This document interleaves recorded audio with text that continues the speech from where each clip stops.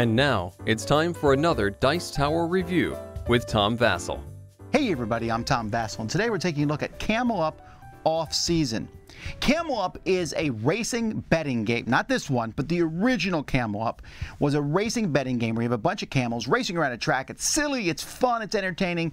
I love the game.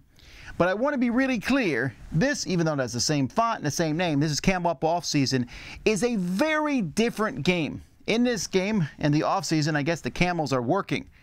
You got to make the bills, you know, when you're not teaching or racing, I'm sorry. And so you have these camels and they're carrying different goods, but you don't want to overload them. You know about the tomato that broke the camel's back, right? Well, that's what this game is. It's a game where you have money. You're trying to get the most money. You're going to be auctioning each round to be able to go first, to pick the goods, to put on your camels, to precariously balance them. And it's not a dexterity game.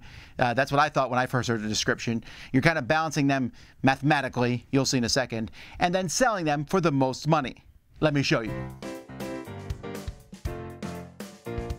In this game, each player is going to have a bunch of camels, a caravan of camels in front of them. Each camel can carry a certain number of goods, 3, 4, 5, and 6. You got some reference cards talking about the goods. We'll come back to that. In the middle of the table, you're going to have a bunch of markets based on the number of players. So I'm showing you all the markets right now, but you would have probably less than that, again, based on the number of players. You're also going to have a bunch of good cards here that are in a nice little display. And the way each round is going to work is first you're going to fill up each of these markets. So you'll draw cards from this good deck, and you're going to put cards here based on it will tell you how many face up and how many face down. So this market gets 2 face up, 2 face down, 3 face up here. Then this one is 2 face up and 3 face down. 2 face up, 1 face down, 2 face up, 4 face down, 2 face up. And you can see all the cards, and I'm kind of conglomerating them here so they fit on the screen. But there's all different goods and things are going to happen. Players are then going to bet on these. Now, an auction is going to be using money, which is the points of the game, by the way, having the most money at the end.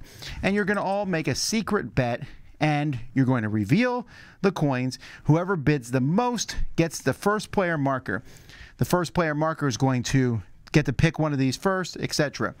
If there's a tie, though, let's say I bid 6 and Sam bid 6, then second place, let's say Camilla's second with only 5, then she wins the bet. Whoever wins the bet pays their money to the bank. Everyone else gets their money back. They get the first player marker. Now, you're going to go by the top card of the deck, and this is going to change the auction here. So different things like here you cannot make a bet of 2. And different things like that. Here you pay 1 less. So there's going to be some kind of variant to the auction based on the top card of this deck. But after that, each player is going to go through. They're going to pick a market.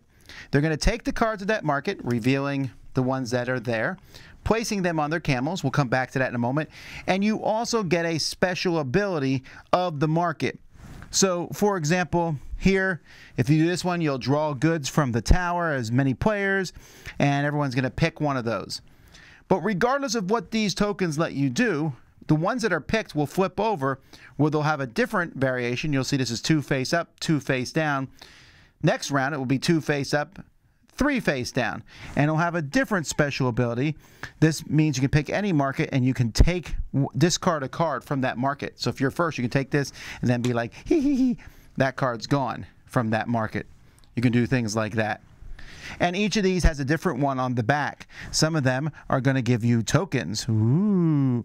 There's a peek token which lets you look at cards that are face down. And others will let you, this will let you make an extra sale later on getting those tokens. The markets that nobody picks and the goods aren't taken will have a coin put on them. So next time someone wins one of them, they'll get a coin. So that's how the main basis of the game works. But let's talk about loading goods on camels. Each player is, when they get goods, they're going to be getting goods of one of 4 types. You have figs, you have pottery, you have fruit, and you have carpet. Now, when you take these goods, you're going to pick which camel. So let's say my first turn of the game, I get these 3 cards, dates and a carpet. So I can put the carpet here, and I can put the dates here. I can pick any one I want. But the problem is that this camel can hold a max of 3 things. So if I put 2 dates here, he can only hold 1 more date, which means at my next auction, I hope I get 1 more date. I'll put it here, and then I'll be able to sell the dates on this camel. But let's say I win an auction that has 2 face up and 1 face down. I win it, and I'm like, oh no, I got 2 dates. They have to go here because there's 4 different types of good. Each one has to go on a different camel. I need to put them both here, and what happens? The camel collapses under the weight, and I lose all these cards. So that's a little tricky. You're going to have to work around that. But after you've loaded them all on camels, you're then going to, you may make 1 sale, and you can sell off the camel basically some of the goods or sometimes all the goods to get things. So dates, you'll sell them all, and basically the more you sell, there's cards with 1, 2, 3, and 4, it's going to give you more victory points. If you manage to sell 15 dates, you're going to get 24 coins. So that's what you want to do with dates. With carpets, you're going to try to sell as many as you can of different types. And this shows you how many different types are in the deck. So if I have 6 different colors, that's 25 points. In pottery, I'm going to sell all the same type. So the more they're the same, and in fact, some of the pottery in this game, they're one of 2 different types. So if I have this, it counts as a yellow or a green for when I'm selling. And then fruit. Fruit is great. You sell all of 1 type of fruit, so you can sell your pineapples for 5 coins each. However, you always have to sell your lowest fruit. So if on the same camel I have pineapples and pomegranates, I got to sell the pomegranates first. And remember, this token here, if you have this token, you can sell off 2 different camels. After that, everything is discarded, and you draw cards for the markets. You run through it again, and you're going to be going through this trying to get the most coins. That's done when you draw the last cards from here. At that point, you'll take the discard pile, which is under here. You'll shuffle it 1 final time, and that's the last round of the game. After that, whoever has the most money is the winner. So components for this game are really a mixed bag. I really like the player boards. They're nice. I love the pictures of the camels. They fold up. In fact, when I first got it, I was like, wow, look how thick this is. But no, this unfolds. But they're still good. The cards are good. They're very good quality. It's easy to understand the goods. And I like the fact that they have 4 reference cards for each player in the game that explain what they do. I will say the auctions are a little more confusing. Like, what does all this mean? And we were constantly having to look at the appendix to see what an auction does. Oh, this means highest bet wins, a standard auction. This means lowest bet wins. Great, but I don't know that was that easy to understand. And you know what? The same thing for these. I didn't always know what they meant. But again, I think they look good. This is the weirdest thing for the game. I didn't show this, but this is, you keep all your coins in here. Come on, who is keeping coins in a nice straight row during the game? And it holds this nice pyramid scene in the background, but honestly, I was not overly impressed with this. I'm frankly not overly impressed with the insert at all because it's just too much of a pain, and if you move the box at all, the coins fall everywhere. Fact. There's also tents that come where you can keep your money hidden. These are fine. A little tricky to store in the box. In fact, it comes with that. This is how you put your thing together, and this is how you store everything in the box because I think it's a little tricky. So I don't know that I'm loving the components. The little plastic coins are fine. Those work well, and the cards work well. It's just that it felt like they were trying to make this look like a cool deluxe game, and I'm not sure it completely succeeded. So there's a lot going on in here, more than it might appear. But there's also less going on, more than it might appear. So the components for the game actually drag it down a little for me, like this weird setup and everything. But the game itself, I just find it to be really interesting. So there's an auction. And I will say this, the fact that every auction is different, I believe is a red herring. They could have cut that completely from the game, and I would have been fine. The fact that whoever bids the highest wins, unless there's a tie, then whoever wins second, that's good enough. Why have one auction be the lowest, one auction be the highest? This auction you do this. Why? That's not really the game. That's like an extra thing. It feels, I would have axed that from the game. And that kind of brings the game down a little bit because we're like, what kind of auction is it this time? Oh, you can't bid 2. Oh, okay. Why? I wasn't planning to anyway. That's my least favorite part of the game. Now, the part that you're auctioning on things, and some of it's face up and some face down, I like that. That's been done before. But this is interesting because when you win it, you decide what camels to put it on. Oh, I got some figs, but not a lot of figs. Should I put them on the 6 camel and then try to load it up with more figs? Or just put on the 3 camel, and you know what? If I overload it, who cares? I'm going to concentrate on getting different color rugs instead. You're going to overload a camel in this game, likely. So you want to you don't want to put figs on the last one, have 5 figs there, and like, if I get another fig card, I'm going to be able to sell a ton of them and get a lot of points, and okay, I better win this one that's face up. Oh, someone else won the auction, so they picked that one first. I got to take one of these face down ones. I sure hope there's not 2 fig cards there. I'm going to overload.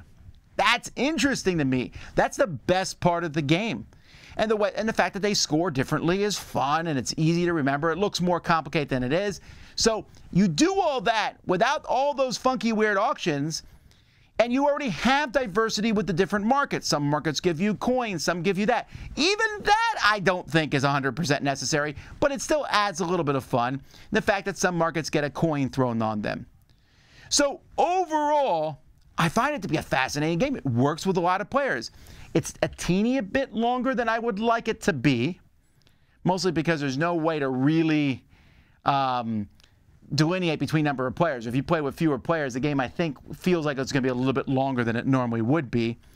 The auction, I'm pointing out these little problems with the game. The auction, winning to go first is a fun way, but it feels very random because of those different things. But even if it didn't, if I'm next to someone who wins a lot of auctions, I might do pretty well because I'm always picking second.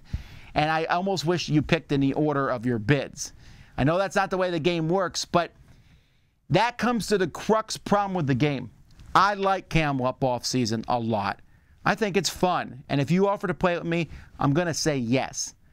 But I can't necessarily recommend it. There's a few component issues. There's too many weird auctions in it, which I don't think add a lot to the game. And it's a little longer than it needs to be. And there's like all these little things. But around that, the idea of getting the goods and putting them on your camels is cool. I also am not 100% sure this fits into Pretzel game line, because Pretzel makes fairly light games. This one feels more complex than it should be. It's a light game. So it's odd for me, in a sense, to say that a game that's fairly medium weight anyway should be streamlined even more, but I think this one could have used it. I think the different types of auctions could have been an expansion.